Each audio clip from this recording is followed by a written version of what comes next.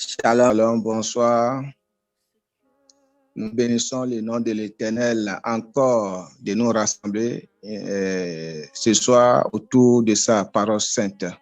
La fois passée, le jeudi passé, la parole de Dieu nous a exhortés de dépouiller nous donc des œuvres des ténèbres et revêtons les armes de la lumière.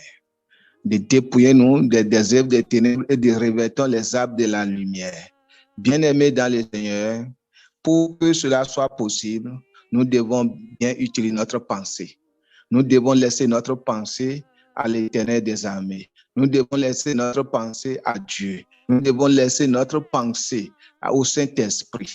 Si vous ne laissez pas votre pensée, votre être à Dieu, au Saint-Esprit, vraiment, ça serait difficile parce que ce que vous pensez, vous êtes exactement ce que vous pensez. Si vous pensez des bonnes choses, là, les bonnes choses vont vous suivre. Si vous pensez des mauvaises choses, vous serez toujours dans. C'est pourquoi le livre de Philippiens, chapitre 4, verset 8 à 9, nous dit ici, je lis au nom de Jésus, et dit, au reste, frères, et tout ce qui est vrai, tout ce qui est honorable,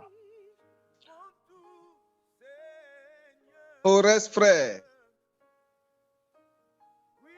que tout ce qui est vrai, tout ce qui est honorable, et tout ce qui est pur, tout ce qui est aimable, qui est vertueux et digne de louange, soit l'objet de vos pensées. Tout ce qui est vrai, tout ce qui est vrai, bien-aimé dans le Seigneur, tu dois utiliser ta pensée uniquement dans la parole de Dieu. Et c'est la parole de Dieu qu'il y a des vrais. Amen. Tout ce qui est pur, tout ce qui est pur, tout ce qui mérite l'approbation, tout ce qui est vertueux, tout ce qui est louange. Donc, nous devons utiliser notre pensée à Dieu. Le verset 9 dit ceci. Ce que vous avez appris, reçu et entendu de moi, et ce que vous avez vu en moi, pratiquez-le et le Dieu de paix serait avec vous. Voilà ce que Paul est en train de dire. Parce qu'il a constaté que le problème des chrétiens, les problèmes des évangélistes, les problèmes des apôtres, c'est la pensée. Ils se laissent aller penser à des choses charnelles, à des choses que nous voyons, à des choses du monde. Et lorsque c'est comme ça, là, vous serez en train de détruire vous-même. Là, la parole de Dieu ne peut jamais agir dans votre vie. La grâce de Dieu ne peut jamais agir dans votre vie. Et là, le chrétien ou bien le pasteur ou bien l'évangéliste aura toujours des problèmes. Il ne serait pas délivré. Nous devons savoir que notre délivrance, d'abord, c'est notre tête. Dieu nous délivre notre pensée. La manière dont tu penses est très capitale. Lorsque quelqu'un qui n'est pas dans la parole de Dieu se livre à l'adultère, se livre à la fornication. C'est quoi la fornication? La fornication, c'est quoi? C'est quelqu'un qui n'est pas, tu n'es pas marié légalement et tu es en train de coucher avec celle ou celui qui n'est pas, c'est que tu es en train de commettre cet acte sexuel. Pourquoi? Parce que tu as laissé guider, tu as laissé tes pensées aller guider comme ça. Et tu deviens l'objet maintenant de ces. Amen, alléluia. Amen. Ok. Alléluia. Philippiens chapitre 4, verset 8, 9. Au reste, frère, que tout ce qui est vrai, tout ce qui est honorable, tout ce qui est juste, tout ce qui est pur, tout ce qui est aimable, tout ce qui mérite. Et lorsque la chair vous conduit, la grâce de Dieu ne serait pas là. La guérison n'est pas présente. Pourquoi? Parce que c'est la chair qui est en train de nous conduire. Et là, c'est comme si Dieu que nous sommes en train de servir, c'est Dieu n'est pas puissant. Bien-aimé dans le Seigneur, je te dis ce soir, notre Dieu est puissant. Et il est un Dieu qui ne change pas. La Bible dit dans Hébreux chapitre 13, verset 8, qu'il est le même hier, aujourd'hui et éternellement. Dieu ne change pas, mon frère. C'est toi qui as changé. C'est toi qui as refusé de suivre les commandements, de suivre la parole de Dieu, de rester sur les lignes que Dieu a tracées. C'est pourquoi tu as ces problèmes, c'est pourquoi tu as ces difficultés, c'est pourquoi les problèmes continuent. Nous allons regarder, Dieu a envoyé, Moïse a envoyé 12 personnes pour aller explorer le pays de Canaan. Ces personnes, ils pensaient que ces 12 personnes sont vraiment des anciens, ceux-là qui sont mûrs de la parole de Dieu, ceux-là qui l'écoutent. C'est ce qu'il a pensé. Et la Bible dit qu'il a envoyé ces 12 personnes pour aller explorer la terre de Canaan. Parce que cette terre de Canaan, c'est une terre que l'Éternel Dieu a déjà donné la promesse qu'il va donner à ses enfants. Alléluia. Maintenant, le temps est arrivé. Nous devons aller voir comment l'état de ce lieu. Amen. Mais pour aller voir l'état de ces lieux, nous devons aller en esprit de Dieu. Nous ne devons pas aller dans la chair. Maintenant, la Bible nous a parlé des 10 personnes parmi les 12 personnes qui sont parties dans la chair. Pourquoi? C'est parce qu'ils étaient à l'église, ils étaient au pied de Moïse, au temps de la parole, au temps de l'enseignement, mais ils donnent toujours les pensées à autre chose. Ils ne se préoccupent pas de la parole. Ils sont là seulement. Alléluia. Ils ne savent pas investir. Ils ne savent pas investir à la parole, dans la vie de, dans cette chose que Dieu les a appelés. Bien-aimés dans le Seigneur, lorsque vous êtes devenus chrétiens, lorsque vous avez accepté le Seigneur Jésus-Christ, ce n'est pas seulement suffit de venir à l'église et s'asseoir et après la prédication du pasteur vous quitter. Non, il faut s'approcher du berger. Il faut s'approcher de ton pasteur. Qu'est-ce que je peux faire? S'il y a des groupes, dans l'église, les groupes des femmes, les groupes des jeunes, les groupes des hommes, s'il y a des choses que tu peux faire pour avancer le royaume, tout ce que tu peux faire pour avancer le royaume, il faut chercher cela et il faut commencer par le faire. Et lorsque nous sommes vraiment occupés à avancer le royaume de Dieu, lorsque nous sommes vraiment occupés à faire quelque chose dans la maison de Dieu, lorsque vraiment nous sommes occupés nous sommes vraiment occupés pour Dieu, je te le dis ce soir ou bien ce matin, n'importe où vous êtes dans n'importe quel pays tu es, peut-être pour toi c'est le matin, pour toi c'est le soir. Lorsque vous êtes occupé pour Dieu, le diable ne peut plus jamais vous utiliser. Le diable ne peut plus prendre votre pensée. Le diable ne peut plus, mais tu penses, par exemple, ce soir. Donc, cette idée, en ce temps, ils étaient à l'église, ils ne sont pas véritablement donnés à l'œuvre de Dieu. Et c'est pourquoi, lorsque le temps est venu, et maintenant, Moïse a pensé qu'ils sont mûrs, il les a envoyés. Et qu'est-ce que la parole nous a rapporté? C'est seulement 2 personnes qui ont réussi le test. C'est seulement 2 personnes qui a réussi, qui a l'esprit. Qui a l'esprit. Et c'est la Bible nous dit que Josué et Caleb qui a l'esprit. Maintenant, les autres qui n'ont pas l'esprit, ils ont murmuré contre Dieu. Bien-aimé dans le Seigneur, lorsque le chrétien commence par murmurer, lorsque l'évangéliste commence par murmurer, le pasteur commence par murmurer, le murmure, ça tue. Le murmure tue. Le murmure dans n'importe quel domaine. Le murmure, je ne sais pas. Le murmure tue. Nous allons regarder cela dans Nombre 14. Nombre 14, verset 36 à 40. Nombre 14, verset 36-40. Je lis au nom de Jésus. Les hommes que Moïse avait envoyés pour explorer le pays et qui, à leur retour, avaient fait murmurer contre lui, toute l'assemblée, en décriant le pays. Le verset 37. Ces hommes qui avaient décrié le pays mourir frappé d'une plaie devant l'Éternel. Le murmure tue. Le chrétien, tu ne dois pas murmurer. Mais à cause de murmures, certaines personnes sont malades. Ne te donne pas. Déjà, ça fait déjà 4 jours. Ça fait déjà 4 jours. Marthe a commencé par murmurer dans son cœur. Le murmure est que non, c'est déjà gâté. Tu ne peux rien. C'est fini. Non, ne gêne pas. Et qu'est-ce que le maître a dit? Ne t'ai-je pas dit? Si tu crois, tu verras la gloire de Dieu. Ne t'ai-je pas dit? Si tu crois, tu verras la gloire de Dieu. Taisez-vous. Ne découragez pas le peuple. Et beaucoup de fois, tu te décourages toi-même.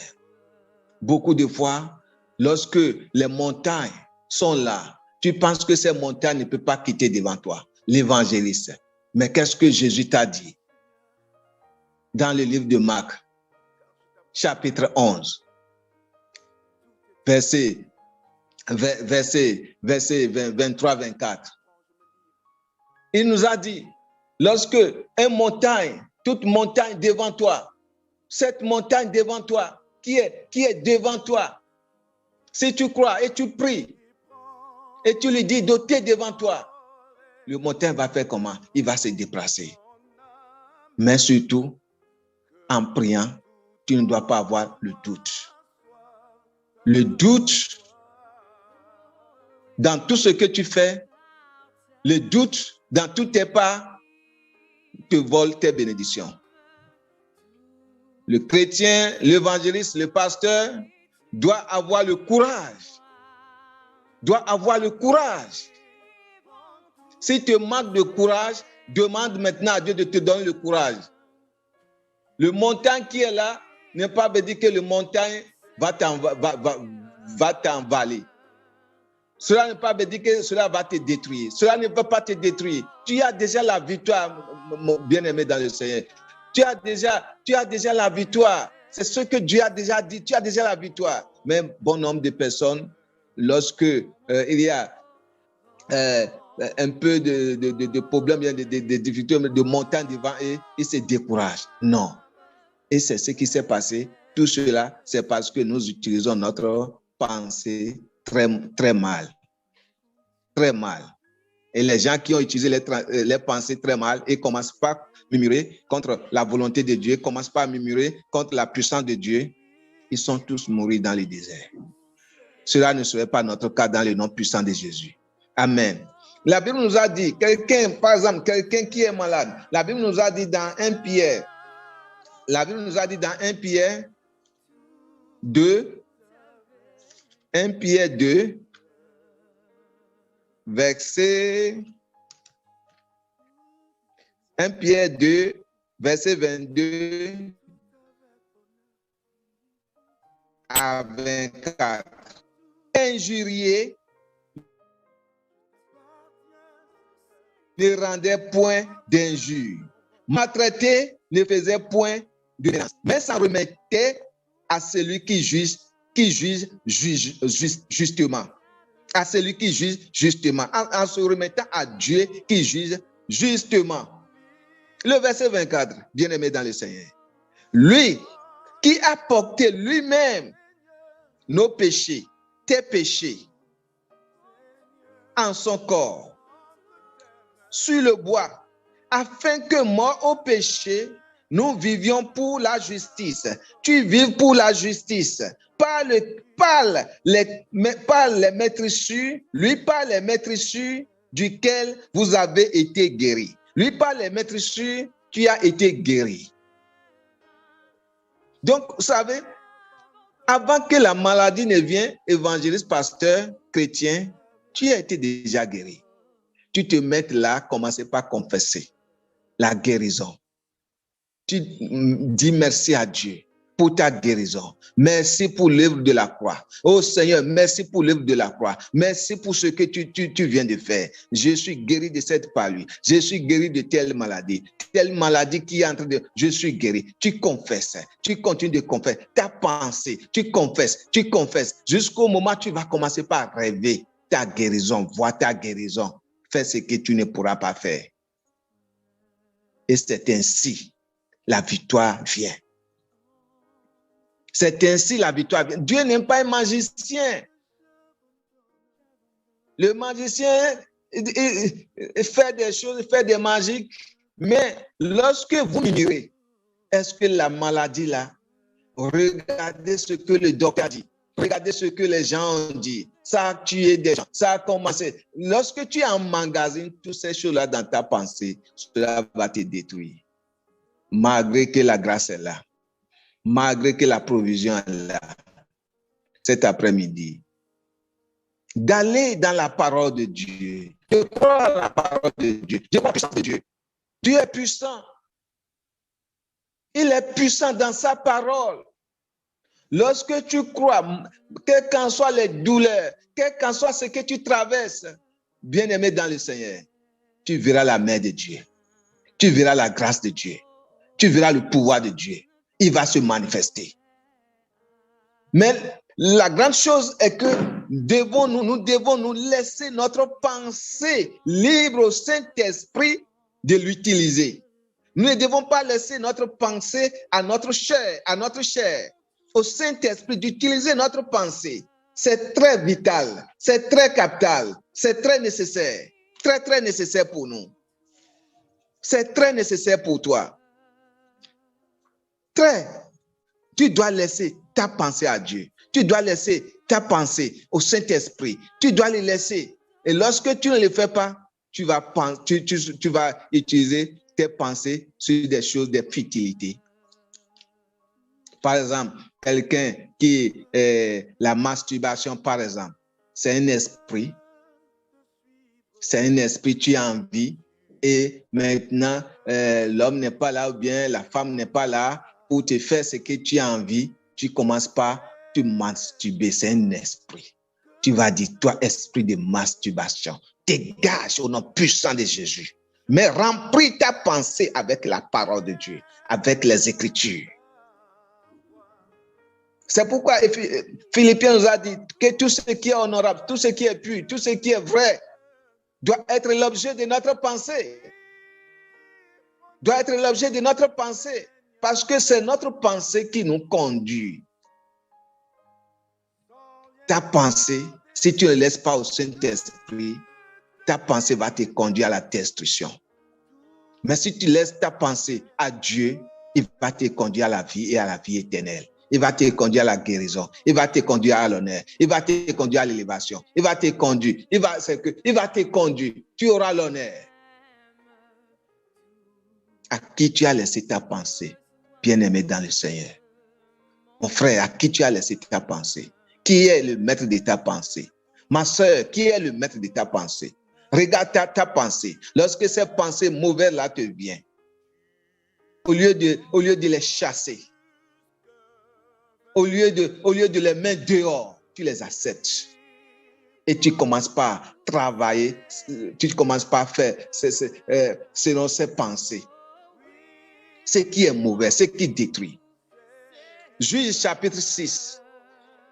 Juge chapitre 6. C'est le verset que nous savons tous. Le verset 12. La Bible dit que l'ange de l'Éternel apparut. L'ange de l'Éternel lui apparut et lui dit, l'Éternel est avec toi, vaillant héros. L'ange est apparu à Gédéon. Pourquoi? Parce que Gédéon a laissé sa pensée à des vaines choses. A laissé ses pensées à des choses qui ne glorifient pas Dieu. Et ses pensées les a détruits à néant. C'est ces pensées qui font qu'ils souffrent. Donc, ils ont déjà la délivrance. C'est un héros qui ne sait pas qu'il est un héros. Parce qu'il se voit, qui suis-je? petit pauvre, misérable, alors que c'est un héros. Alors, il fallait que l'ange vienne encore lui rappeler. Il fallait que l'ange vienne encore tester cela. Et quand l'ange est venu, bien-aimé dans le Seigneur, la même chose que ça c'est dans le 14, parce que Gédéon a commencé par murmurer, le verset 13. Gédéon lui dit, ah, mon Seigneur, si l'Éternel est avec nous, pourquoi toutes ces choses nous ont-elles arrivé? Et où sont tous ces prodiges que nos pères nous racontent? Quand ils disent, l'Éternel ne nous a-t-il pas fait monter hors d'Égypte? Maintenant, l'Éternel nous a abandonnés. C'est lui qui dit ça. Il dit, l'Éternel nous a abandonnés. Bien-aimé dans le Seigneur, à des moments donnés, tu dis, pourquoi tu es méchant? Pourquoi Dieu m'a infligé cette maladie? Pourquoi Dieu est en train de me torturer? Dieu ne te torture pas. C'est ta pensée qui te torture. Dieu n'est pas un Dieu méchant. Non, Dieu ne te torture pas. Pourquoi Dieu a envoyé cette maladie-là? Oui, ça fait plusieurs années, je souffre de ça. Non, c'est parce que jusqu'à maintenant là, tu ne lui as pas donné la permission de changer la situation. Tu ne lui as pas donné la permission de changer la page. Tu aimes ce que tu es en train de vivre actuellement. Tu vas dire non, mon frère, je n'aime pas, non, pas du tout. Je n'aime pas cette maladie, je n'aime pas ce problème. Mais tu l'aimes. Mais si tu ne l'aimes pas, bien-aimé dans le Seigneur, confesse la parole de Dieu, allez dans la parole de Dieu, et la parole de Dieu va enlever cela, va détruire cela. Mais regardez la vie de nos ancêtres. Par exemple, la vie d'Abraham. Lorsque Dieu lui a promis Isaac, malgré tout, il continue avec sa foi. Et quelque part, la Bible dit qu'il n'a pas même faibli. C'est qu'il n'a pas, sa foi n'a pas faibli. Il croit à la promesse de Dieu. Il croit. Jusqu'à 100 ans, il a obtenu cela. À 100 ans. Et sa femme aussi, à 90 ans. Ils ont eu quoi? Ils ont eu Isaac. Ils ont eu Isaac. Qui t'a dit que tu ne peux pas avoir ton Isaac? Qui t'a dit ça? Quel docteur qui t'a dit ça? Qui t'a dit ça? Ton Isaac qui est ton final, qui est peut-être représente ce travail que tu cherches. Représente peut-être le mari que tu cherches. Je ne sais pas ce qui est ton Isaac ce soir. Qui t'a dit que tu ne peux pas avoir ça? C'est ta pensée qui est en train de te limiter. C'est ta pensée qui est la difficulté que tu es en train d'affronter. Dieu est prêt pour te bénir. Dieu est prêt pour te donner tout ce que tu as besoin. Romains 8, 31 dit, lui qui n'a pas épargné, 31, 32, dit, lui qui n'a pas épargné sa propre fils, il l'a livré à cause de toi. Il n'a pas épargné sa propre fils. Pourquoi? À cause de toi, à cause de moi. Il dit, pourquoi ne nous donnera pas toutes choses? Combien de choses? Toutes choses. Toutes choses. Dans toutes choses là, il y a la guérison dedans. L'avancement. Le mari. Enfant que tu cherches. Tout ce que tu veux. Toutes choses. C'est à cause de ça, Jésus est parti à la croix. Pour que nous aurons toutes choses. Bien-aimés dans le Seigneur. Le seul problème, la seule difficulté, c'est nous. Ce n'est pas Dieu. L'évangéliste, c'est toi. Chrétien, c'est toi. Pasteur, c'est toi. La seule difficulté que nous avons, ce n'est pas Dieu. Dieu est prêt. Il est prêt pour nous bénir. Amen. Il est prêt pour nous bénir. Donc Josué, je suis en train de finir comme ça. Josué, Mimi nous dit, mais si, il dit, verset 13, ô Seigneur, si l'Éternel est avec nous, il a commencé par questionner la valeur de Dieu. Il a commencé par questionner l'ange. Et l'ange a insisté. Il dit, va avec la force que tu as. Va avec la force que tu as. Va avec la force. Je vais te dire, je dis à quelqu'un ici ce soir, tu as une force que tu ne connais pas encore. Et je prie que Dieu te révèle cette force-là. Et ce soir, je demande que le Saint-Esprit, l'Esprit de Dieu, se manifeste dans ta vie afin que cette force-là, tu reconnais cette force et que cette force commence par se manifester dans ta vie au nom puissant de Jésus. Tu as déjà la guérison, ma soeur. Tu as déjà l'enfant que tu cherches. Tu as déjà le mari que tu cherches. Tu as déjà la femme que tu cherches. Tu as déjà tout. C'est ce que Dieu a dit. Dieu ne ment pas. Crois à la promesse de Dieu. Crois à la promesse de Dieu. Tu as déjà tout ça là. Va avec cette force. Lorsque Gédéon est parti avec cette force, lorsque Gédéon a accepté la parole de Dieu, lorsque Gédéon s'est réveillé de son sommeil, qu'est-ce qui s'est passé? Il a fait des choses incroyables. La délivrance, il a délivré toute la famille. Il a délivré toute la famille il a délivré toute la famille. Il a délivré toute la famille. Donc, si nous sommes dans une église, il faut toujours, si tu n'es pas au service, si tu ne travailles pas, il faut faire quelque chose aussi. Lorsque le temps ou l'heure où tu ne travailles pas, il faut faire quelque chose à Dieu. Viens à l'église de Dieu. Fais quelque chose. Même si c'est balayer, laisse cette pensée-là. Même si c'est, je ne sais pas, tout ce que tu peux faire à l'église, ne regarde pas ta position.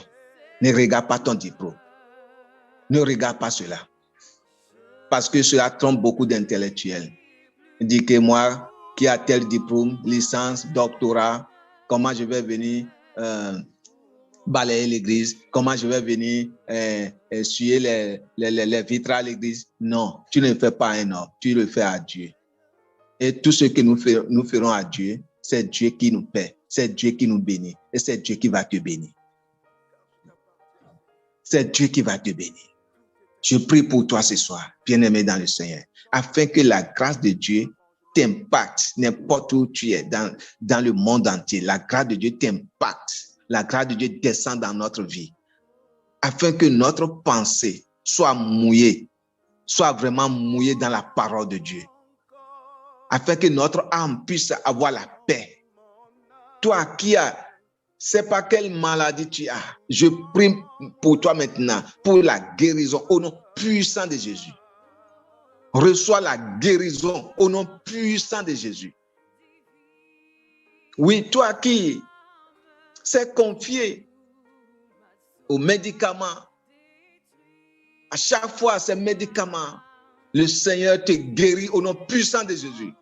Débarrasse-toi de ces médicaments. Tu as une force. Le Saint-Esprit est là. Tu as déjà ta guérison. Commence par oublier ces médicaments et tu verras la gloire de Dieu. Dieu est vivant. Il est le même hier. Excusez. Hier, aujourd'hui et éternellement. C'est ce que déclare la parole de Dieu. Vous êtes bénis. Shalom, shalom. Ok, à très bientôt. Bye.